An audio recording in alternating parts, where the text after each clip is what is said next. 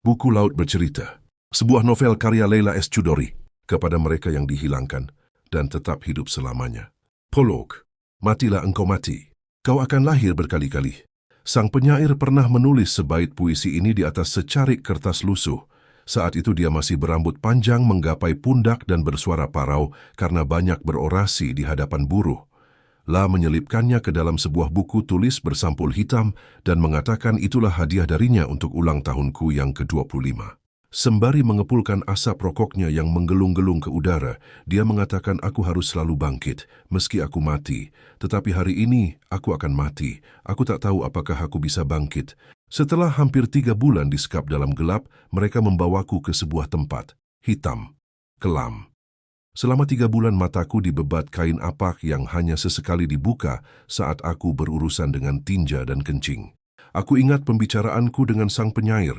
Dia berkata bahwa dia tak takut pada gelap, karena dalam hidup ada terang dan ada gelap, ada perempuan dan ada lelaki. Gelap adalah bagian dari alam, kata sang penyair. Tetapi jangan sampai kita mencapai titik kelam, karena kelam adalah tanda kita sudah menyerah. Kelam adalah sebuah kepahitan, satu titik ketika kita merasa hidup tak bisa dipertahankan lagi. Aku tak tahu apakah saat ini aku sedang mengalami kegelapan atau kekelaman. Mataku dibebat, tanganku diborgol. Apakah ini gelap yang kelak menjadi pagi yang lamat-lamat mengurai cahaya matahari pagi, atau gelap seperti sumur yang tak menjanjikan dasar? Selama sejam kami berputar-putar, aku sudah bisa menebak ada 4 lelaki yang mendampingiku. Setelah berbulan-bulan mereka sekap di tempat yang gelap, aku sudah mulai mengenal bau tubuh mereka. Satu lelaki menyetir yang jarang bersuara. Seseorang di sebelahnya jarang mengeluarkan komentar, kecuali jika harus membentak kedua lelaki yang mengapit di kiri kananku di kursi belakang. Dialah si mata merah, satu-satunya dari mereka yang pernah kulihat wajahnya, dan ku kenali dari bau rokok kreteknya yang menghambur dari mulutnya. Di sebelah kanan dan kiriku pasti kedua lelaki besar, yang biasa kusebut manusia pohon, dan si raksasa yang mengirim bau keringat tengik. Inilah celakanya jika sejak kecil kita diajarkan menajamkan indera penciuman, karena ibu adalah seorang koki yang dahsyat. Dalam sekejap aku bisa membedakan aroma tubuh satu orang dengan yang lainnya. Setelah lebih dari sejam kami berada di atas mobil dengan mata yang masih ditutup dan tangan terikat, akhirnya si manusia pohon menarikku keluar mobil dan bersama yang lain menggiringku ke sebuah tempat, udara terbuka. Aku ditendang agar berjalan dengan lekas. Jalan semakin menanjak dan aku mendengar debur ombak yang pecah. Aku bisa mencium aroma asin laut di antara angin yang mengacak rambut. Sekali lagi, suara ombak yang deras itu pecah tak seirama. Di manakah aku? Apakah kami masih di wilayah Jakarta? Karena aku sering berhenti untuk mengira-ngira lokasi, sebuah tangan besar mendorong punggungku agar aku berjalan lebih cepat. Setelah berjalan cukup jauh, kini salah satu dari mereka berteriak agar aku menaiki sebuah speedboat. Bau asin laut kembali menusuk cuping hidungku. Kudengar seseorang menyalakan motor speedboat itu. Seseorang yang lain sekali lagi menendang punggungku agar aku berlutut. Sial! Perlahan aku mencoba duduk dan tampaknya mereka tak keberatan. Begitu saja perahu motor itu melaju. Meski wajahku masih tertutup karung, aku masih bisa merasakan cipratan air laut. Angin laut terasa menyelip di antara pori-pori kain karung yang menyelimuti mukaku yang penuh darah dan luka. Pedih luka bibir dan tulang hidungku yang patah semakin menggigit karena asin air laut, tetapi angin yang menerpa itu terasa seperti sebuah pembebasan. Debar jantung semakin menggedor-gedor dada seolah ia siap mencelat keluar, tetapi aku mencoba menghadapi suara permukaan laut yang dibelah perahu motor itu. Tak terlalu lama, perahu motor terasa melambat. Mungkin kami sudah tiba di tempat tujuan, entah pulau apa, aku tak tahu, aku dipaksa turun. Agak sulit berjalan di tepi tebing dengan kaki telanjang, sementara aku bisa mendengar suara ombak dari bawah sana. Sepasang kaki ini hanya setengah berfungsi, karena selalu menjadi sasaran ditindas kaki meja atau ditendang hingga retak. Si perokok berteriak dengan suara parau agar aku berjalan dengan cepat. Perjalanan semakin menanjak. Rasanya kami menaiki sebuah bukit karang yang tak terlalu tinggi. Aku masih bisa mendengar bunyi ombak yang datang dan pergi. Deburan pertama, deburan kedua. Terdengar langkah sepatu Lars yang menginjak kerikil. Satu tangan yang besar membuka bebat kain penutup mataku dengan kasar. Dengan pandangan yang masih buram, mungkin terlalu lama menatap gelap, aku baru menyadari bahwa kami berdiri di atas bukit karang di tubir pantai. Ternyata matahari belum sepenuhnya turun. Jam berapakah kini? Sudah senjakah ini? Pukul 4? 5. Betapa kosong dan sunyi pulau ini. Kulihat serombongan burung belibis yang terbang rendah, mendekati dan mengusap permukaan laut. Kini aku mahfum, mereka telah membawaku ke tepi pantai, ke tepi kematian. Matilah engkau mati. Kini mereka mengikat tanganku dengan besi pemberat. Tangan kiri, lalu tangan kanan.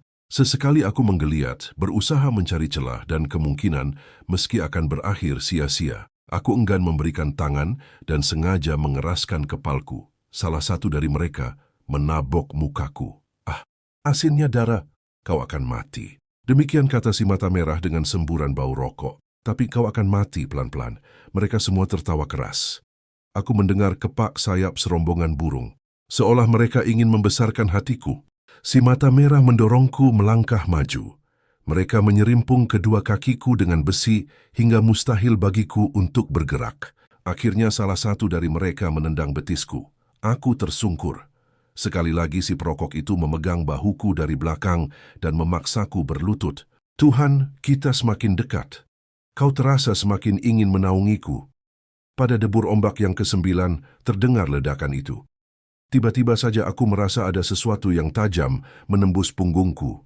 Pedih, perih. Lalu, belakang kepalaku. Seketika aku masih merasakan sebatang kaki bersepatu gerigi yang menendang punggungku. Tubuhku ditarik begitu lekas oleh arus dan bola besi yang terikat pada pergelangan kakiku. Aku melayang-layang ke dasar lautan. Aku selalu menyangka pada saat kematian tiba akan ada gempa atau gunung meletus dan daun-daun gugur. Aku membayangkan dunia mengalami separuh kiamat. Mungkin tak sedahsyat yang digambarkan cerita para orang tua, namun air laut akan naik dan merayap menutupi bumi. Manusia, binatang, dan segala makhluk hidup akan tenggelam. Karena itu, aku mengira begitu aku tenggelam, kematianku akan menghasilkan guncangan besar, atau bak dewi kali yang perlahan menarik nyawaku dari tubuh seperti seuntai benang yang perlahan-lahan ditarik dari sehelai kain tenun. Tenang, tapi menghasilkan rasa yang tak seimbang. Ternyata itu hanya ilusi. Kematianku tak lebih seperti saat seorang penyair menuliskan tanda titik pada akhir kalimat sajaknya. Atau seperti saat listrik mendadak mati. Hening. Begitu sunyi, begitu sepi, aku tak relevan lagi. Mungkin ini hanya imajinasi, tetapi aku mendengar cericit burung. Mungkin mereka tengah merubung dan menggangsir permukaan laut, sementara aku tenggelam ke dasar laut, mengikuti sentakan besi yang memberati kaki. Burung-burung itu mencelupkan kepala ke dalam laut dan menjengukku, mengucapkan selamat jalan sembari mencoba menjaga agar aku bisa mencapai dasar laut dengan tenang. Begitu saja, berkat doa para burung, aku sudah berada di dasar laut. Dan begitu saja, ketika aku merasa dirubung oleh ratusan ikan dara, ikan sersan mayor, lantas kepalaku berdebam keras di atas salah satu koral otak. Mereka, rombongan ikan itu menciumku, mungkin merasa belas kasih kepada mayat yang begitu sia-sia. Ini pasti sebuah ilusi, karena aku mendengar alunan musik, mencium aroma masakan ibu. Aku mendengar suara Kinan berdebat dengan Daniel, suara Sunu yang mencoba menengahi, suara Anjani yang halus mengusap telinga, yang kemudian tergilas oleh nyaringnya suara asmara. Itu semua perlahan menghilang, tergantikan suara langkah bapak yang perlahan-lahan menuju dapur sambil menanyakan apa yang sedang dimasak ibu. Lalu muncul kelebatan wajah Kinan yang memandangku dengan sepasang matanya yang kecil dan menyemprotkan sinar. Lantas muncul kelebatan wajah Sunu, Alex, Daniel, dan Anjani. Entah mengapa aku melihat mereka semua di rumah hantu di Seigan di pojok Yogyakarta. Semua berbaur, saling berkelebatan seperti sebuah pemutaran film hitam putih yang dipercepat. Aku merasakan arus bawah laut itu berputar-putar memelukku. Begitu erat, begitu hangat, seolah aku adalah bagian dari laut ini. Mungkin itu sebabnya ibu dan bapak memberiku nama Biru Laut. Semakin dalam, entah berapa ribu meter aku melayang menuju dasar, dan akhirnya tubuhku berdebam melekat ke dasar laut. Di antara karang dan rumput laut disaksikan serombongan ikan-ikan kecil yang tampaknya iba melihatku. Aku menyadari, aku telah mati. Tubuhku akan berada di dasar laut ini selama-lamanya, dan jiwaku telah melayang entah kemana. Sementara ikan-ikan biru, kuning, ungu, jingga mencium pipiku, seekor kuda laut melayang-layang di hadapanku, aku mendengar suara ketukan yang keras. Sebuah ketukan pada sebilah papan kayu. Bapak Ibu Asmara, Anjani dan kawan-kawan, dengarkan ceritaku.